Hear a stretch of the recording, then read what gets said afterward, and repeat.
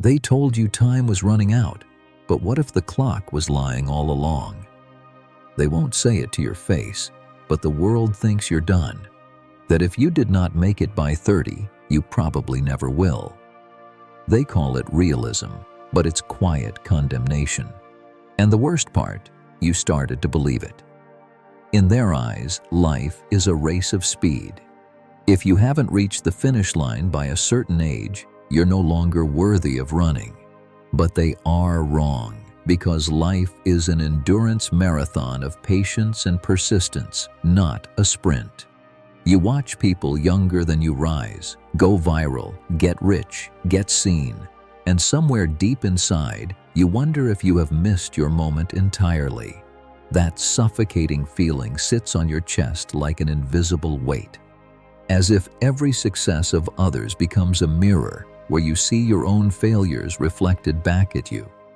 You do not say it out loud, but it echoes every time you open Instagram.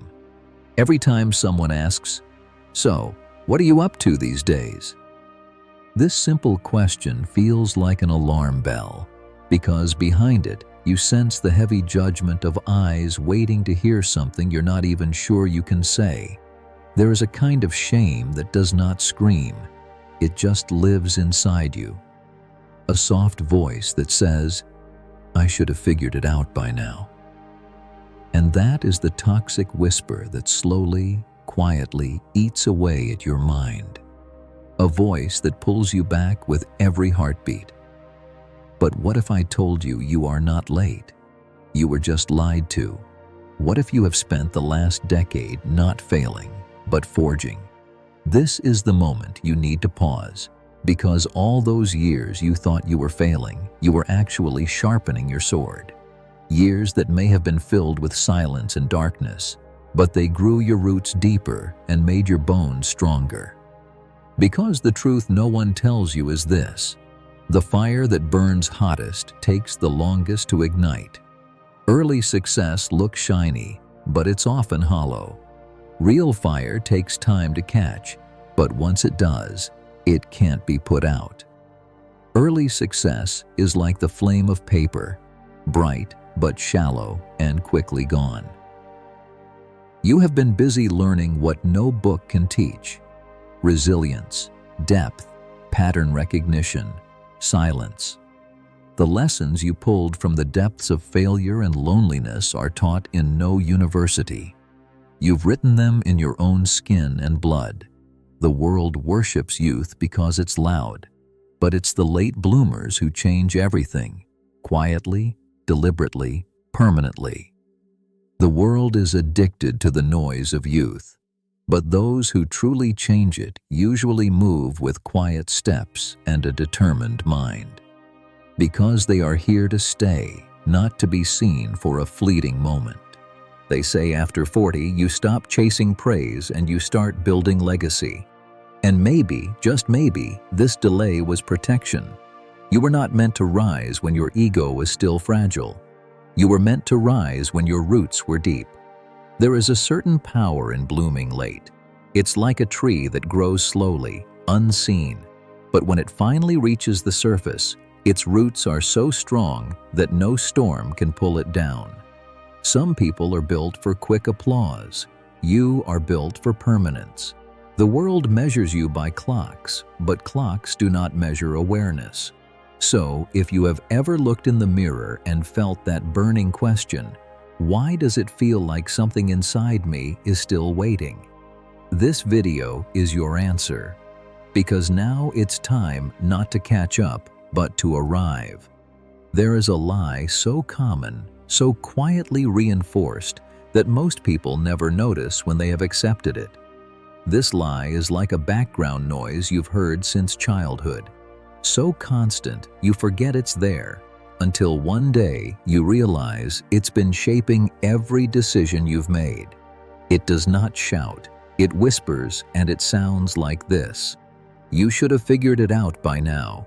You are too old to start over." That ship has sailed. You hear it in family dinners, in casual conversations, in the way someone says, "He is still chasing that," as if ambition had an expiration date.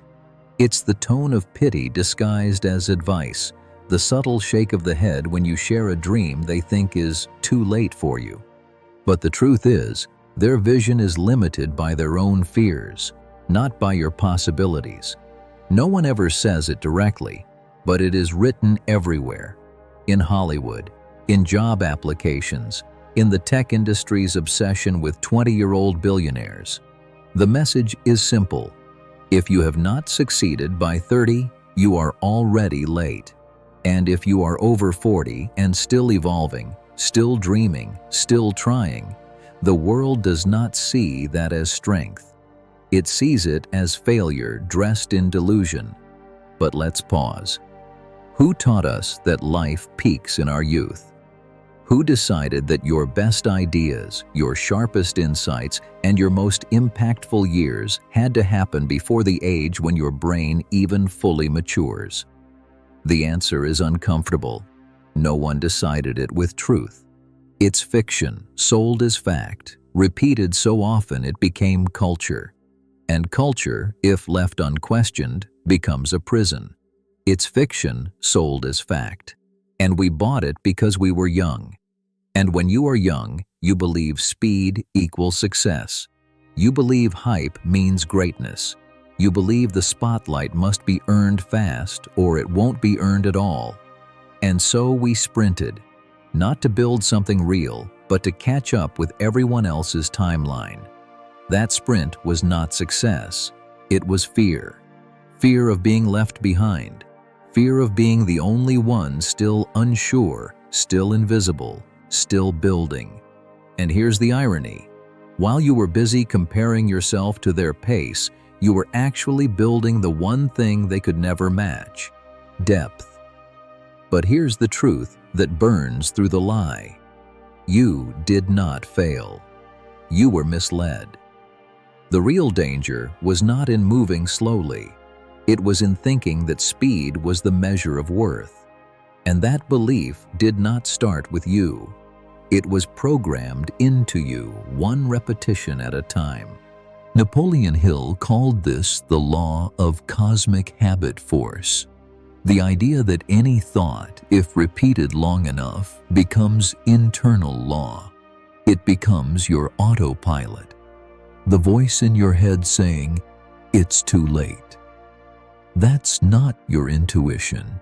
That's not realism. That's residue. Residue of old programming, installed by a culture that confuses youth with value. It's like running software written decades ago, never updated, full of bugs that keep you stuck in the same loop. But let's look closer. What does youth actually bring? Energy, yes. Confidence, maybe. But also inexperience, fragile identity, external dependence. The truth is, most early success is built on shaky ground, a fragile self-worth tied to praise, a hustle that's more performance than purpose. And here's the part they never admit.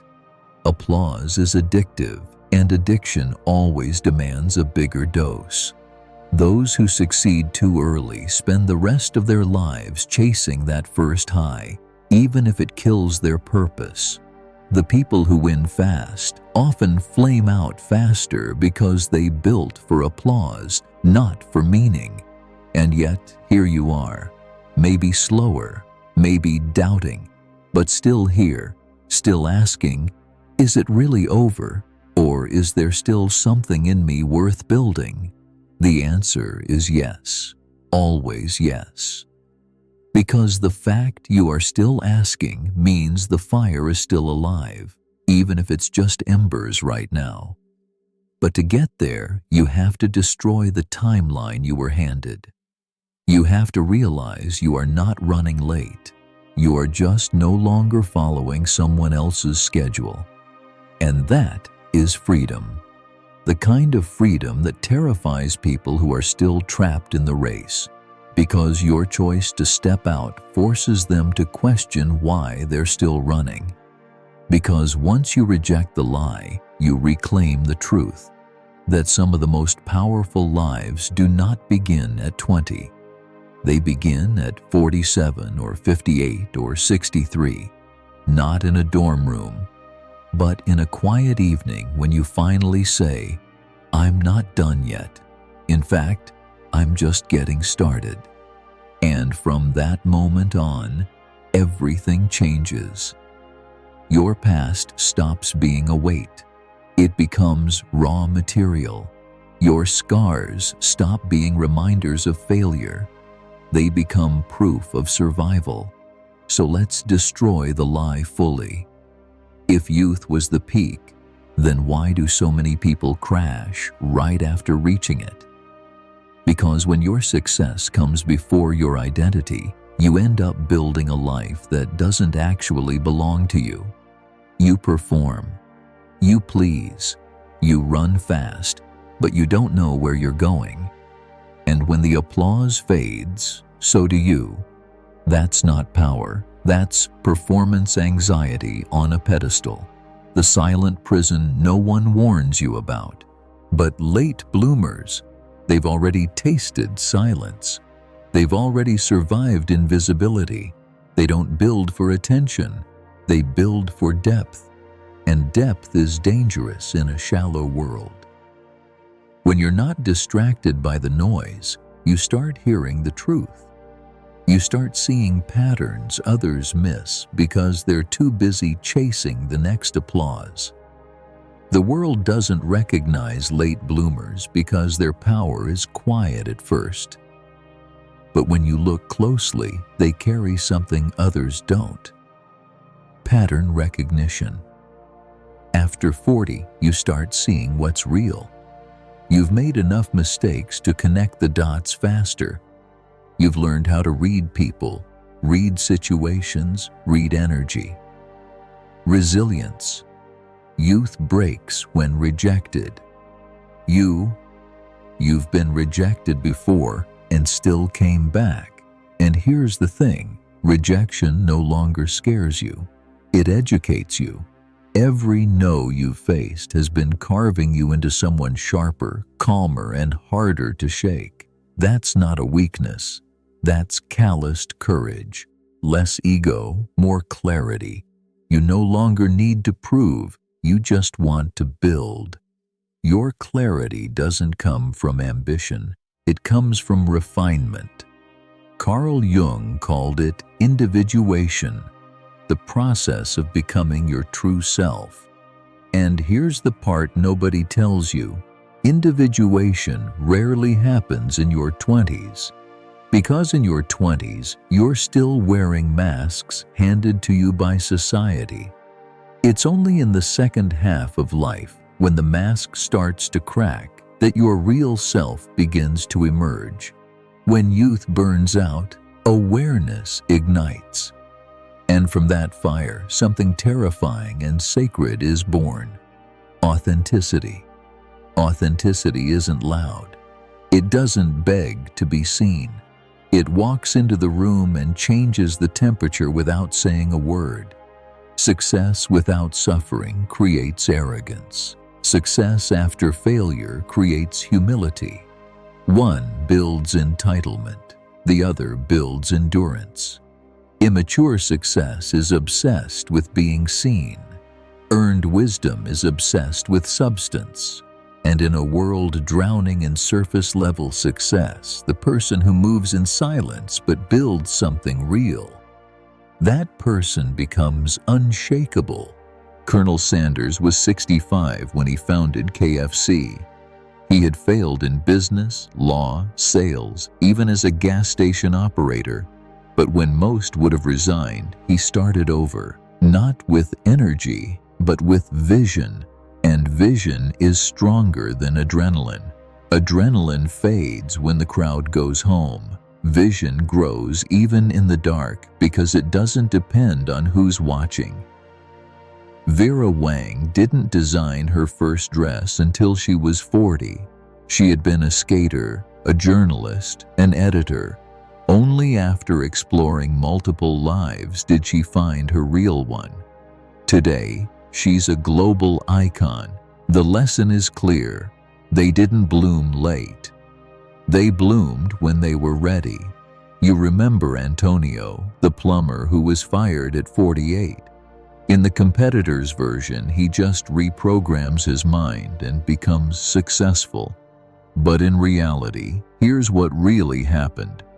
Antonio had been everyone's backup plan for years. Always available, always polite, always overlooked. He wasn't fired because he was old. He was fired because he was forgettable. Until one morning, after weeks of depression, he looked in the mirror and whispered a new question. If I wasn't scared, how would I present myself today? That day, he stopped calling himself a plumber. He rebranded as a leak prevention strategist, not fixing problems, but preventing them. He raised his prices, changed his appearance, started publishing short tips on water damage online. At first, no one noticed, but 6 months later, his inbox was full. Today, Antonio runs a team, but more importantly, he runs his story. And that's the difference. He stopped letting life happen to him and started happening to life. He's not who he was before. He's not bitter, not loud, not flashy. He's calm, sharp, unapologetically late. And that's what makes him dangerous. Because the world expects the loud ones, the young ones, the fast ones. They never expect the man who was silent and then decided to rise. So here's what you must remember. The late bloomer is not behind. He's forging depth the world doesn't see, until it's too powerful to ignore. And when he finally moves, he doesn't sprint, he walks. And every step he takes shakes the ground beneath him. Real transformation doesn't happen when the world is watching. It happens in silence, when there's no applause, no recognition, no feedback loop. It's invisible, but it's the most powerful shift you'll ever make. Because the war you're fighting now isn't out there, it's in here. Your mind isn't your enemy, but it obeys your worst voice unless you train it otherwise. Most people think the struggle is external: money, time, opportunity. But the real enemy is the daily script you repeat without noticing. I'm too old for that. That's not realistic anymore. Maybe if I'd started sooner. They sound harmless. They sound mature. But they're weapons. And they're aimed at your own potential. Every word you say to yourself becomes a command. And your subconscious doesn't question commands. It doesn't care about age. It doesn't evaluate the truth. It just listens and obeys. That's why so many people live the same year 40 times and call it a life. Because the programming hasn't changed. And here's the twist. Repetition works both ways. The same process that caged you can free you, but only if you choose new words, new scripts, and repeat them with the same intensity you once repeated your doubts. Napoleon Hill in Think and Grow Rich introduced one of the most powerful and misunderstood ideas in personal growth: autosuggestion. He wrote, "Any idea, plan, or purpose may be placed in the mind through repetition of thought." Translation: if you feed your mind the same message enough times, it accepts it as law. Most people have been practicing autosuggestion their entire life, but not with affirmations, with self-sabotage. They've rehearsed their limitations so often that they've turned them into a personality. I'm just not good with money. I've always struggled with confidence. I'm not a risk taker. Those are not facts. They are rehearsed roles, and roles can be rewritten. The truth is, You've simply practiced that identity longer than you've practiced the one you actually want. At first, your new thoughts will feel fake. They're supposed to. You'll say, "I am ready, I am wise, I am capable." And a voice will respond, "Yeah, right." But here's the secret. Feeling fake is the first sign you're saying something new. It's not delusion. It's unfamiliarity. You're not lying. You're leading. You're not pretending. You're rehearsing. Every powerful identity begins with practice. Every powerful belief begins with resistance. Old script. I'm too late. No one will take me seriously. There's no time left. New script. I'm not late. I'm precisely on time. My scars are experience. My delays are depth. I'm not behind. I'm prepared. You don't need to believe it fully at first. You just need to say it daily, deliberately, even if your voice shakes. Because eventually, the old self gets tired. It stops arguing. And that's when the new self starts to take over. The old you won't die dramatically. There won't be fireworks. No one will throw a party. It'll happen slowly, quietly, one decision at a time. One morning where you get up even though you feel defeated. One no to the old comfort. One yes to the unfamiliar discomfort that feels like growth. And then one day, without realizing it, you'll notice the silence inside you sounds different. It doesn't mock you anymore. It mirrors you. It doesn't pull you back. It prepares you forward. That's when you'll know the shift has begun. Not because the world changed, but because you stopped obeying the version of yourself that never believed in you. And from there, there's no going back. You can't evolve surrounded by decay. That's not a metaphor. It's a law. You can read all the books, reprogram your self-talk, visualize your rebirth every morning. But if you go back to a room full of voices that speak in limitation, fear, and resignation, you will sink. Not because you're weak, but because environment always wins over willpower. And here's the hidden danger. Toxic environments rarely look toxic. They look familiar. They look like home. They feel soft, warm, comfortable. And that's what makes them deadly. Toxic environments rarely look toxic. They look like comfort, like old friends, like familiar routines. You laugh together, but listen carefully to what's being said. At our age, you can't expect that anymore. It's too risky to start something now. Be realistic. These aren't opinions. They're viruses, spoken softly enough that you don't notice until they've taken root in your identity. You don't become toxic overnight. You absorb it one quiet phrase at a time. Now, let's be clear. You don't need to cut everyone off. You don't need to go live in the woods. But you do need to become a gatekeeper, not of your time, of your energy. Because the conversations you tolerate become the code your subconscious runs on. You think you're being polite by sitting through another rant about how life is over after 40. You're not being polite, you're being programmed. And there's a difference between setting emotional boundaries and suppressing your emotions. Boundaries say, I still care about you, but I can't afford your influence right now. Suppression says nothing. It just sits in silence, absorbing the poison with a smile. You're not meant to carry other people's decay, especially when you're finally beginning to clean your own. You become the average of the 5 people you spend the most time with, not just financially, but mentally, energetically, spiritually. If you surround yourself with people who speak limitation, you will think in limitation. If your closest relationships are built on regret and nostalgia, your mindset will be built on decay. Your subconscious is listening, not just to you, but to everyone around you. And every repetition you hear is a seed. If you're not careful, you'll wake up one day in a garden of beliefs you never chose but inherited.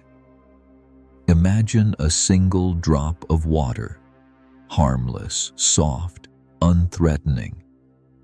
Now, imagine that drop falling on the same spot of stone every day, every hour for years. What happens? It carves it. Not with violence, but with repetition. That's what your environment is doing to you.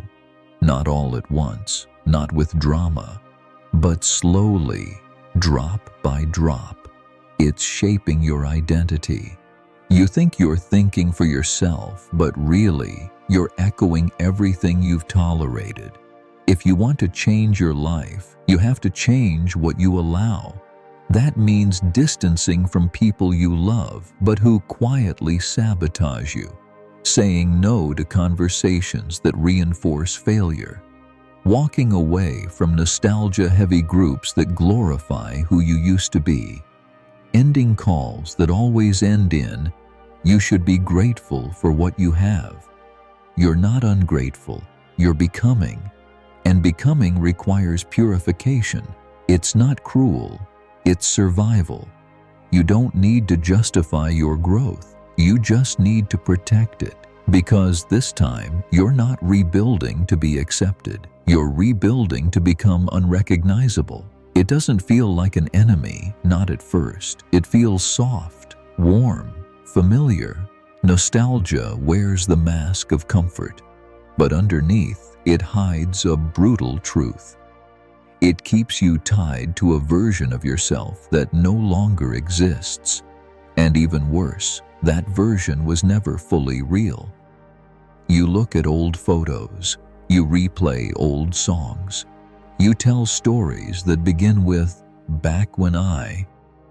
But here's what no one says out loud. You don't miss the past.